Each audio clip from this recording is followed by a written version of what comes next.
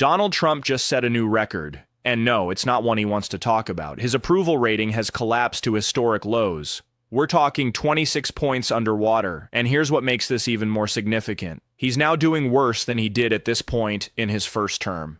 He's doing worse than Joe Biden was doing at the same point in his presidency. Let's watch this CNN report, and I'll break it down for you at the end. Let's take a look at another president, though. President Donald John Trump. Look at this. I got 4 numbers across for you on this screen here. They are all second-term lows for the given pollster. What are we talking about? AP North, 26 points below water. NBC, 22 points below water. Yahoo YouGov, 20 points below water. Quinnipiac, 19 points below water. So we're ranging from negative 19 points all the way to negative 26 points. You know, Kate, there's this question that folks keep asking, where is the floor for Donald Trump? And I'm not sure there is a floor, because if there is one, Donald Trump, at least in term number 2, has just fallen through it to another low level. How does this compare with his first term, and how does this compare with Joe Biden? Okay, so we look at these numbers right here. One of the things that Donald Trump had been arguing, his proponents have been arguing, oh, you know what, he's doing better than he was doing in term number 1.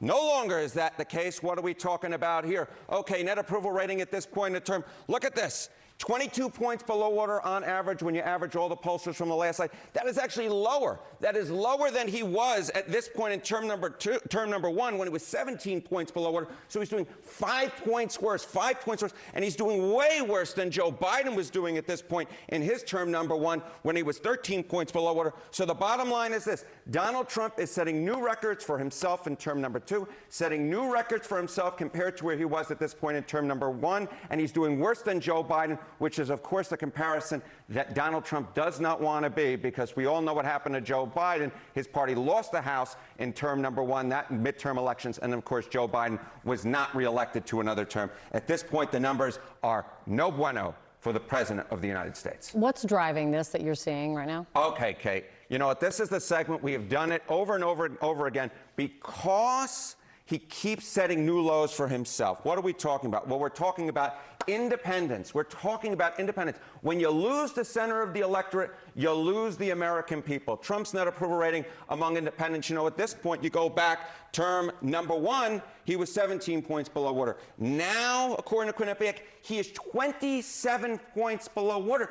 I don't understand how this works out well for the President of the United States. When you are 27 points below water, underwater, with the center of the electorate, with independents, you lose, your party loses. I've made the comparisons before, oh, he's more underwater than Greg Louganis.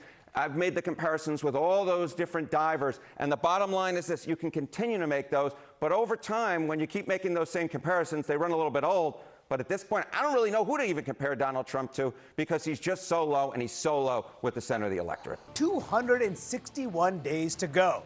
Yes, the midterms may seem far off, but they are starting to dominate the dynamics here in Washington and are fresh on President Trump's mind. As the GOP now confronts a daunting political environment, Trump is taking his pitch to the nation's battlegrounds, even before U.S. troops in North Carolina, where he urged them to vote Republican. Biden, who is the worst president in the history of our country. 0 illegal aliens have been admitted into the United States, and that's done by the radical left. Michael, will you come here for a second, please? He's running for the Senate, and if he gets in, you're going to be taken care of. If he doesn't get in, we're going to be stripping the military like they always do, the Democrats. When I heard they were taking the name Fort Bragg off, I said, no, they're kidding. They're not going to do. They did. They took the name off. We got it back very quickly, but they took it off. And if we don't win the midterms, they'll take it off again. It's another reason you have to vote for us, because they'll change it back to whatever it might be.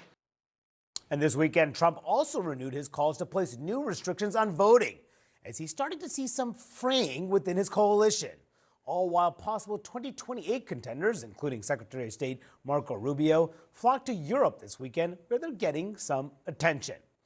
Let's break this all down with my excellent panel: Tia Mitchell from the Atlanta Journal-Constitution, CNN's Phil Mattingly, and Julie Davis from the New York Times. Good morning to you all.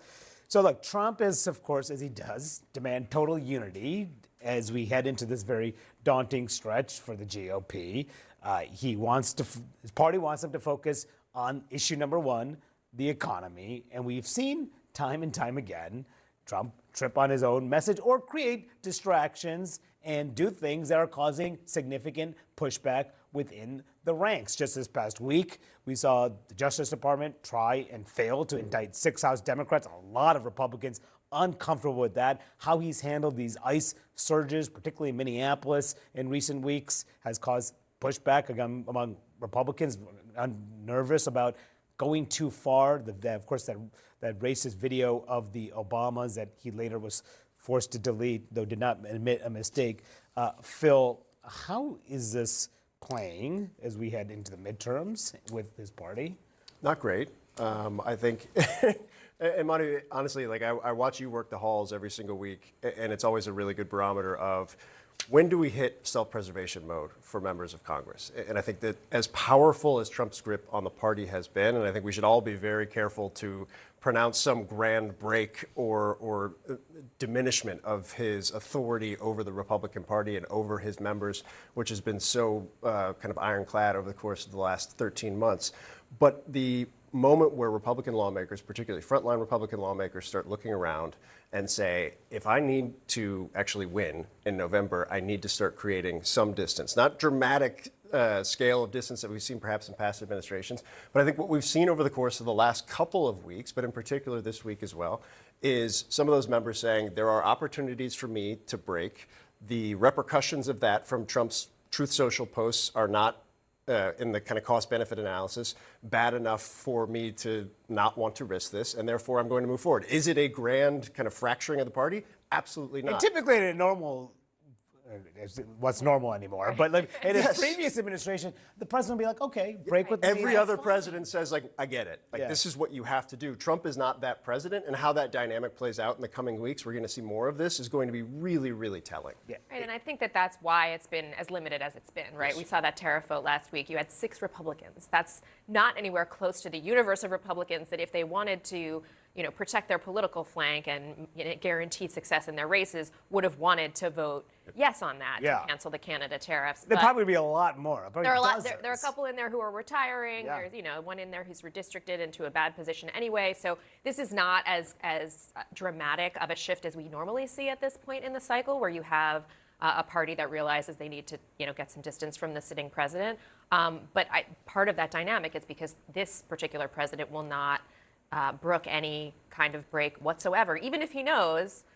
He probably doesn't think about this, but that it's for his own political good, the good of his own people in Congress and keeping the majority. And we're starting to see his messaging too, focusing, as he does, about voting, voter ID, which of course, voter ID is an issue that unites Republicans generally. There's no question about it. But Trump is going much further than most Republicans are, particularly when he talks about what he mentioned on Truth Social just over the weekend. He said there will be voter ID for the midterm elections, whether approved by Congress or not. Also, the people of our country are insisting on citizenship and no mail-in ballots, okay? And then he goes on to say, if I can't get this through Congress, there are legal reasons why this scam is not permitted. I will be presenting them shortly in the form of an executive order. What is he talking about? And states run elections, not the federal government. And here he is again saying that we will just do this, regardless if Congress approves this. States run elections. The Constitution outlines some of this stuff. So what he's talking about, you can't do by executive order, and you can't do without violating the Constitution. It's the way our government was set up. But I don't think Donald Trump cares about that. I also just think it's so interesting because I'm old enough to remember when Republicans, state by state, started relaxing the mail-in ballot rules to allow more people to vote by mail. I mean, all Republicans want that to happen. They want that to because happen. They wouldn't have the majority if vote by mail did not exist. Absolutely. Exactly. And they know that the rollbacks of voting by mail could really hurt them in the long run because a lot of rural voters, a lot of voters in far-flung areas like that convenience of voting by mail. So it's just like, it's problematic from a legal standpoint. It's problematic from just a purely political standpoint that he's pushing for things that a lot of Republicans don't agree with. Especially, it's one thing to say voter ID at the polls, and that's what a lot of Republican members of Congress are focusing on. But that is not all that what President Trump is asking for. He's talking about proof of citizenship, which again goes back to the fact that, yes, there are some states that have different rules because we have determined that, well, the Constitution outlines that states run their own elections. So wanting to nationalize voter registration guidelines is, again, something that Republicans have resisted. Yeah. Now, Trump and his supporters have been trying to argue that he's doing better in his second term than he was in his first, that he learned from his mistakes, that he's more disciplined, that the American people are happy to have him back, while the numbers completely destroy that narrative. At this point in his first term, Trump was 17 points underwater. Now he's 22 points underwater on average across all major polls. That's 5 points worse. He's not improving. He's getting worse. And remember what happened during Trump's first term. His party lost the House in the 2018 midterms. They got destroyed. And now he's even more unpopular than he was then. What do you think is going to happen in the 2026 midterms if this trajectory continues? But here's the comparison that really has to sting. Trump is doing worse than Joe Biden was doing at this point in his presidency. Biden at this same point was 13 points underwater. Trump is averaging 22 points underwater. That's 9 points worse than Biden. And we all know what happened to Biden. His party lost the House in 2022. His approval rating never recovered. And ultimately, he decided not to run for re-election in large part because the numbers were so bad. Trump doesn't want this comparison. His entire political brand was built on attacking Biden as the worst president in history. He ran on being the opposite of Biden, on fixing everything Biden supposedly broke. And now Trump is more unpopular than Biden was. His numbers are worse. The American people are less satisfied with his performance. How does that narrative work when the data completely contradicts it? But here's where it gets really bad for Republicans. Here's the number that should terrify every GOP strategist. Trump is 27 points underwater with independent voters, according to Quinnipiac.